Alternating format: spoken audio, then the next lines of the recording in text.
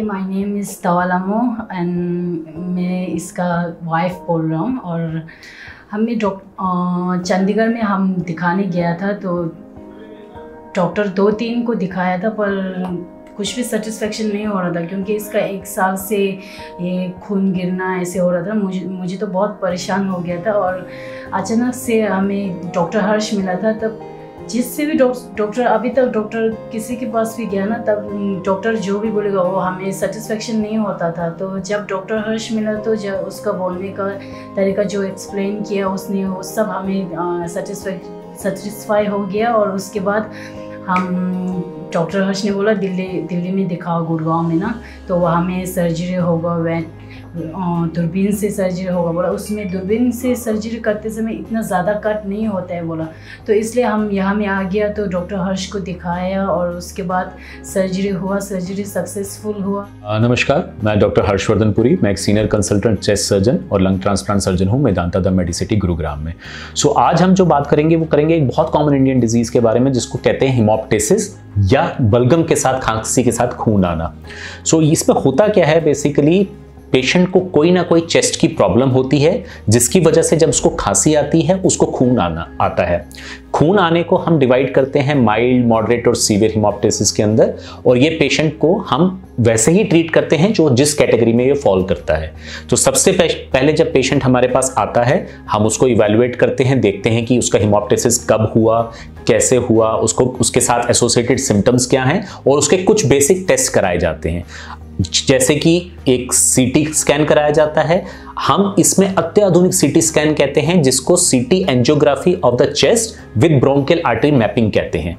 ये एक advance test होता है जिसमें हम जो धमनियां जो लंग्स को सप्लाई करती हैं उनको भी देख पाते हैं। और दूसरी चीज जो कराई जाती है वो कराई जाती है ब्रोंकोस्कोपी। इस ब्रोंकोस्कोपी में हम देखते हैं कि खून किस एरिया से आ रहा है लंग के, और दूसरी चीज जो बड़ी इंपॉर्टेंट देखते हैं कि इसको कोई एसोसिएटेड फंगल इन्फेक्शन या टीबी का इन्फेक्शन तो नहीं है। ये 2 मेन इन्वेस्टिगेशन जो होती हैं ये हमको एक डायग्नोसिस तक ले जाती हैं कि क्या प्रॉब्लम है। मोस्ट कॉमनली इंडिया में क्या प्रॉब्लम होती है, टीबी के पेशेंट्स में छोटी छोटी कैविटीज बन जाती हैं। इन कैविटीज में फंगस इन्फेस्टेशन हो जाती है और वो एक बॉल का शेप ले लेती है, जिसको कहते हैं एस्परजिलोमा। और इसका इलाज जो है वो फिर डिफरेंट पद्धतियों से किया जाता है।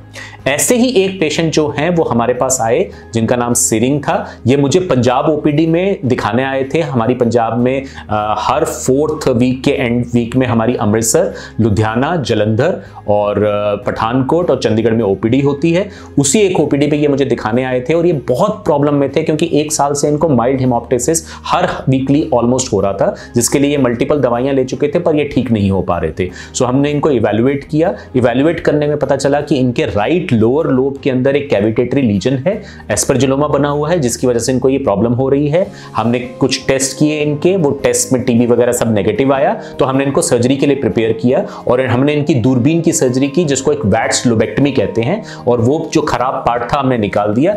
वो निकालने की वजह से और दूरबीन की सर्जरी होने की वजह से इनकी जो रिकवरी थी वो बहुत ही बढ़िया हुई, स्विफ्ट हुई, और जल्दी से जल्दी हमने इनको हॉस्पिटल से डिस्चार्ज किया और अब ये अपनी दिनचर्या में नॉर्मल लाइफ जी रहे हैं। धन्यवाद।